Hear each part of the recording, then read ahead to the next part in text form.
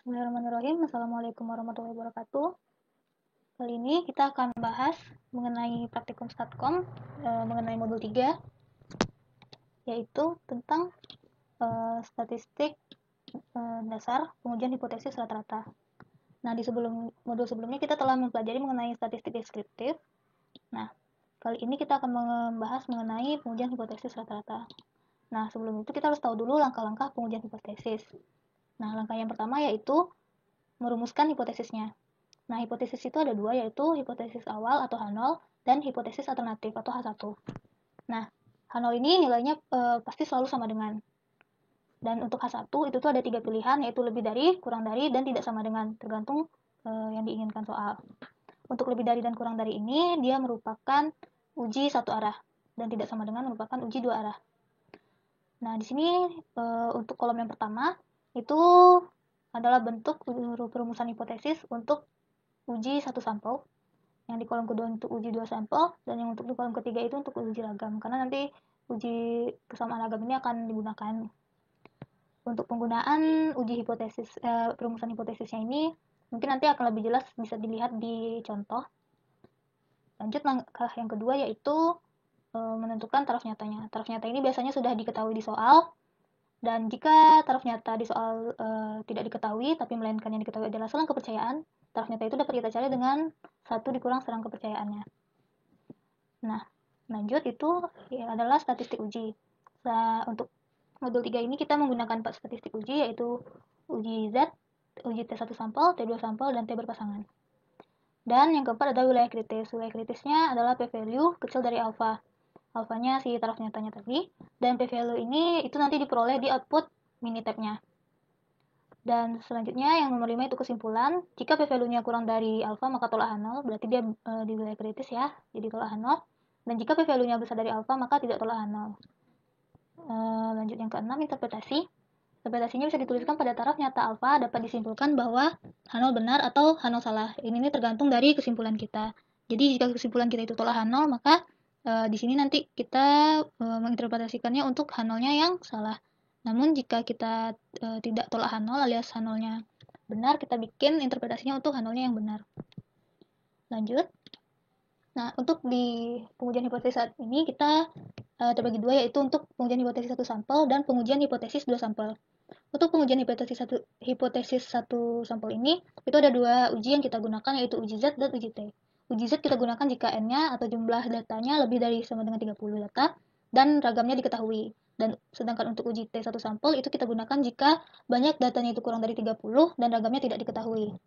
Nah, untuk uji dua sampel, itu tuh ada dua lagi, yaitu untuk dua sampel yang saling bebas, dan untuk dua sampel yang berpasangan. Untuk dua sampel yang saling bebas, kita menggunakan uji T2 sampel. Nah, untuk uji T2 sampel ini perlu diperhatikan bahwa kita harus menguji ragamnya terlebih dahulu. Yakni, apakah ragam di kedua sampel ini sama atau tidak. Karena itu akan digunakan untuk di dalam uji T2 sampel ini nanti. Sedangkan untuk uji T yang berpasangan, kita menggunakan uji T yang berpasangan. Sedangkan untuk dua sampel berpasangan, kita gunakan uji T berpasangan. Nah, mungkin itu sekilas penjabaran mengenai uji hipotesis. Ujian hipotesis, kita lanjut ke soal yang ada di modul, soal nomor 1.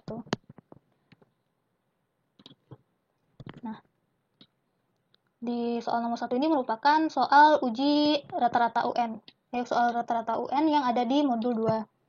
Nah, di sini akan dilakukan analisis data UN untuk menguji apakah rata-rata UN siswa 6,5 atau tidak. Taraf nyata uji yang digunakan ada 5%, dan misalkan ragam rata-rata ragam atau pada rata-rata UN diketahui sama dengan 1. Nah, dari soal ini diketahui bahwa dia akan menguji apakah rata-rata UN 6,5 atau tidak. Jadi apakah rata-ratanya itu 6,5-nya atau tidak, kita bisa tuliskan di seperti ini di hipotesisnya. Jadi untuk H0 itu tuh pasti dia sama dengan, jadi rata-ratanya itu atau mu-nya itu pasti sama dengan 6,5. Nah, untuk H1-nya tadi kan kita akan menunjukkan dia tuh tidak sama atau sama. Dia tuh sama dengan 6,5 atau tidak gitu kan. Jadi untuk H1-nya kita gunakan tidak sama 6,5. Kita gunakan untuk yang dua arah. Nah, untuk taraf nyatanya tadi diketahui di soal, statistik ujinya. Nah, untuk statistik uji ini tadi kita lihat di soal kalau ragamnya diketahui, yaitu sama dengan 1. Dan kalau kan kita lihat di soalnya itu sendiri, di sini sudah diinputkan datanya, bahwa N-nya atau banyak datanya itu adalah 50 data. Jadi, kalau kita lihat di bagian kita yang tadi, nah, N-nya kita 50 data, besar dari 30, dan ragam kita diketahui sama dengan 1. Jadi kita menggunakan uji Z. Untuk menggunakan uji Z di Minitab, caranya adalah dengan pertama itu yang mau kita uji itu si ini ya, si C3 ini, kolom C3 rata-rata UN. Apakah dia sama dengan 65, 6,5 atau tidak? Pertama, klik Start, lalu Basic Statistik. Oh ya, maaf.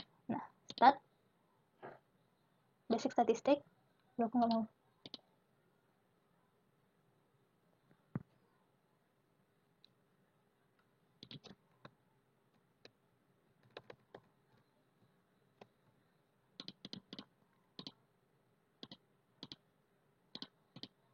Nah, Start Basic Statistik, terus pilih yang di satu sampel set. Nah, jadi yang di sini kita pilih one more sample each in a column. Lalu kita pilih yang kolom rata-rata UN. Kita masukkan standar deviasinya 1, kita masukkan mu 0. Oh ya, yang 6,5-nya tadi ini itu adalah mu 0 kita. Nah, nih kan mu. Nah, ini mu 0 kita. Sama seperti yang di sini tadi. Satu sampel. Jadi mu 0 kita 6,5.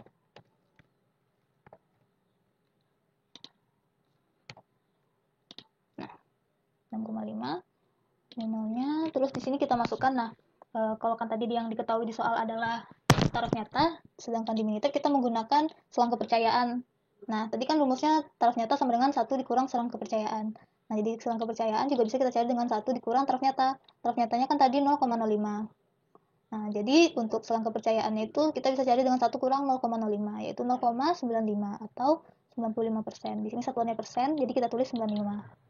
Nah, di sini kita gunakan alternatifnya yang tidak sama. Jadi, lalu klik OK. Karena ini untuk H1-nya tadi ya. H1-nya kan kita pilih tidak sama. Klik OK, terus OK. Nah, keluar nilai P-nya itu sama dengan 0. Nah, tadi inilah yang nilai P-nya tuh. Nah, karena nilai P-nya sama dengan 0, alfa kita tadi 0,05, jadi kan nilai P itu lebih kecil daripada alfanya. Nih, nilai P lebih kecil daripada alfa, maka kita putuskan untuk tolak H0. Nah, karena kita tolak H0, maka kita terima H1. Berarti interpretasinya, pada taraf nyata 0,05 dapat disimpulkan bahwa nilai rata-rata UN tidak sama dengan 6,5. Karena kita tolak H0 tadi, jadi kita ambil yang tidak sama dengan 6,5. Nah, begitu untuk soal nomor 1. Nah, kita lihat kembali di modul.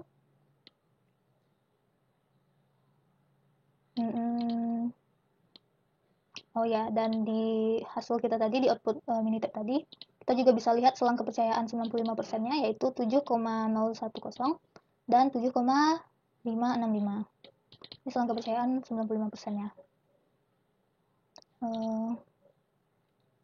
Lanjut, mungkin yang di modul. Nah,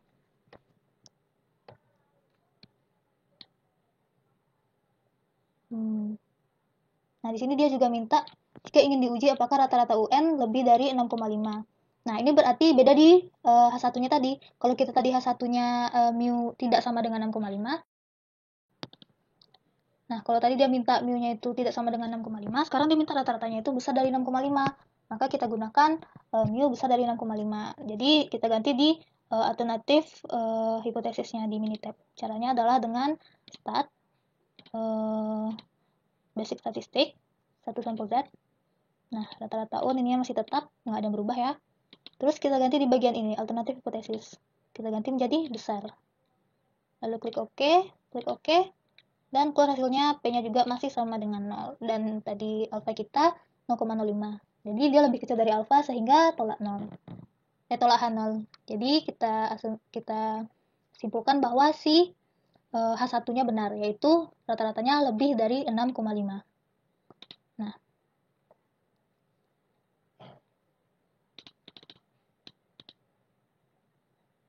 Nah, dan kita lihat di sini, di outputnya juga ada ternyata dia min atau rata-rata.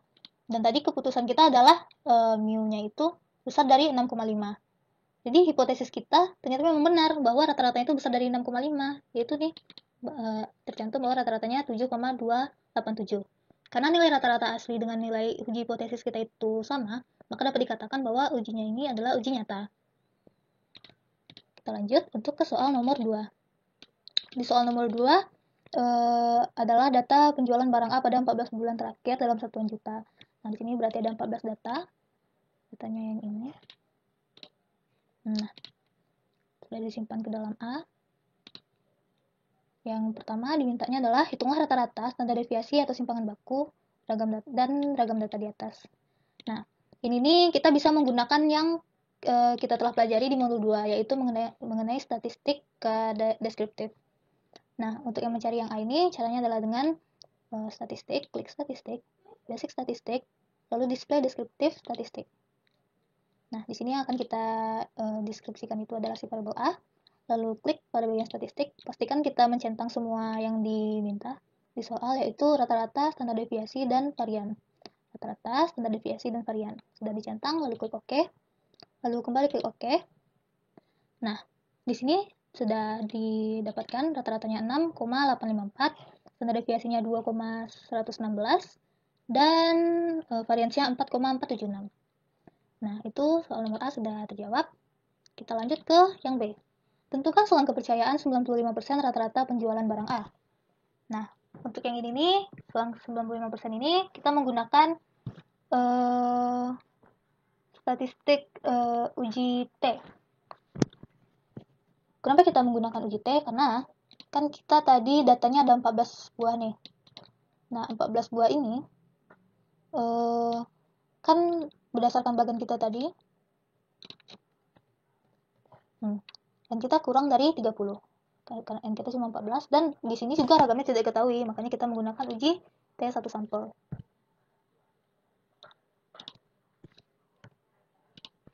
Nah, untuk itu kita caranya adalah dengan pertama klik start, lalu klik basic statistik, satu sampel T, pilih yang A, kolom yang A, lalu yang ini kita set dulu 0 karena kita masih ingin menentukan itunya kan, selang kepercayaannya 95%. Di option kita atur menjadi 95.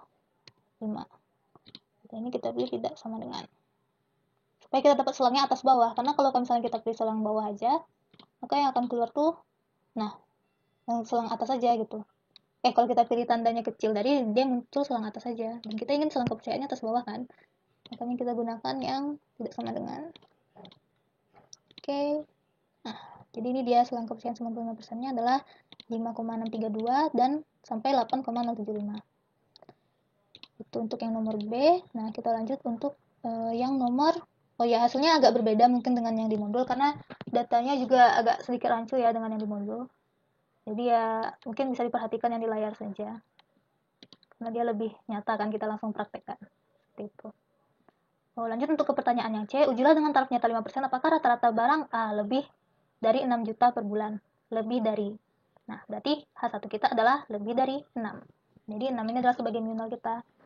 Nah, perintah minitabnya caranya adalah dengan mengklik start, basic statistik, kita mengunjungkan uji sampel T, klik diatur A, terus tadi kan mu 0 kita 6, ini di set 6, lalu option, alfanya 5% tadi ya, sudah diketahui, jadi selang kepercayaannya 95, terus kita pilih ini besar dari, sesuai yang diminta soal, lalu klik OK, dan muncullah P-nya adalah 0,078.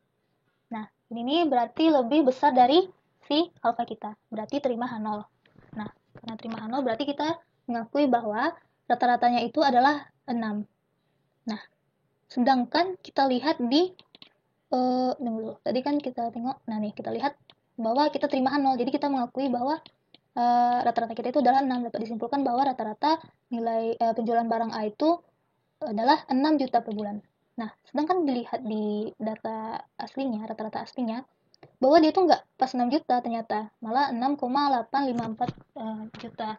Nah, ini kan berarti hasil hipotesis kita dengan kenyataan yang sebenarnya itu berbeda. Nah, karena dia berbeda itu, dapat kita simpulkan bahwa uji kita tidak nyata. Nah, mungkin itu untuk yang soal nomor 2. Nah, kita lanjut untuk ke soal yang nomor 3. Nah, untuk soal nomor 3 ini, kita akan digunakan data ketiga, yaitu seorang peneliti ingin membandingkan hasil produksi padi dua varietas, yaitu A dan B, datanya sebagai berikut. Oke, data nomor 3 itu yang ini. Nah, apakah terdapat perbedaan rata-rata hasil antara varietas A dan varietas B? Uji dengan taraf uji 5%. Berapa dugaan perbedaan rata-ratanya? Juga dengan tingkat kepercayaan 95%. Apa kesimpulan Anda? Nah, inti dari soal ini sebenarnya itu ada dua. Yang pertamanya ini, apakah ada perbedaan varietasnya? Jadi dia minta uji hipotesis tentang perbedaan rata-rata varietas A dan B. Ada nggak perbedaan rata-ratanya? Jadi itu yang akan kita uji hipotesis. Nah, untuk yang soal yang keduanya yaitu uji dengan taraf uji 5%, berapa dugaan perbedaan rata-ratanya? Nah, dugaan perbedaan rata-rata ini adalah selang kepercayaannya. Nah, dia minta kan duga dengan tingkat kepercayaan 5%. Berarti dia minta duga selang kepercayaan di 5%. Rata hasil perbedaannya ini. Nah, jadi untuk menjawabnya kita jawab yang nomor 1 dulu ya. Sebelumnya kita perhatikan bahwa ini dua loh ternyata sampelnya. Ada sampel A, sampel yang pertama itu varietas A, dan sampel yang kedua itu varietas B. Nah, karena ada dua sampel, dan kita lihat kembali, untuk sampel A dan sampel B ini masing-masing berhubungan nggak? Dan ternyata dia nggak ada hubungannya. Ya, si A ini ya hasil yang si A, yang B ya hasil yang si B, hasil padi yang B. Ya udah, karena nggak ada hubungan, kita lihat di belakang lagi. Nah, dia dua sampel dan dia saling bebas, nggak ada hubungan. Jadi kita pakai si uji T dua sampel. Dan ingat catatannya, kita uji ragamnya terlebih dahulu, atau sigma kuadratnya terlebih dahulu. Nah, untuk uji ragamnya itu sendiri, caranya adalah dengan mengklik start, basic statistik, lalu kita pilih yang dua varians. Klik. Nah, kita pilih yang ini. Lalu, sampel 1 kita isi varietas A, sampel 2 varietas B. Nah, lalu klik option. Di sini kan kita akan melihat apakah dia sama atau tidak sama nih ragamnya. Jadi kita gunakan yang tidak sama. Dan juga ini kita gunakan selang kepercayaan. Nah, di sini kita gunakan selang kepercayaannya 90 karena tadi kan di modul itu, nah di modul dia minta taraf nyatanya itu adalah 10%. Jadi selang kepercayaannya 100 dikurang 10% itu adalah 1 dikurang 0,1, maka dapat 0,90 yaitu 90%. Makanya kita tulis 90 di sini. Nah, untuk alternatifnya kita pilih yang tidak sama untuk H1-nya tadi. Lalu klik OK lagi. Nah, di sini diperoleh bahwa p-value-nya kita ambil yang bonet ya, adalah 0,954 dan ini adalah lebih besar dari alfa kita yaitu 0,1 tadi. Nah, karena dia p-value-nya itu lebih besar dari alfa, maka dapat kita simpulkan, kita putuskan untuk tidak tolak H0 alias terima H0. Jadi di sini kita simpulkan bahwa nilai ragamnya sama. Nah, sudah kita lihat bahwa ragamnya sama, kita lanjut. Tadi kan yang akan kita cari itu adalah nah, ini. Yang akan kita cari itu apakah rata-rata hasil produksi varietas A dan varietas B itu sama. Nah, kita hipotesiskan dulu H0-nya, yaitu μ1 kurang μ2. Sebenarnya ini bentuknya ini sama yang tadi, yang di slide. Nah, ini μ1 sama dengan μ2. Dan μ1 tidak sama dengan μ2. Sebenarnya kan ini bentuk awalnya. Nah, ini juga bisa kita tuliskan kayak gini, yaitu μ1 kurang μ2-nya sama dengan 0. Jadi μ0-nya adalah 0 untuk kasus yang ini. Ada kasusnya nanti μ0-nya itu tidak sama dengan 0, bisa 6, bisa 4, tergantung soalnya. Tapi untuk kasus kita yang sekarang ini, kita kan cuma menguji apakah dia sama atau tidak. Maka μ0 kita adalah 0. Nah, kita lanjut ke mana dia? Ke modul ini. Nah, dengan alpha 0,05. Nah, caranya adalah dengan klik start. Oh ya, di sini kita akan menggunakan dua sampel dan tidak berpasangan. Jadi kita gunakan start basic statistik, pilih yang dua sampel T. Nah, pilih varietas A sebagai sampel 1, varietas B sebagai sampel 2. Lalu klik option. Nah, di sini kita alfanya tadi 0,05 ya. Jadi kita masukkan 95 di sini di selang kepercayaan. Terus di sini kita pilih H1-nya itu tidak sama.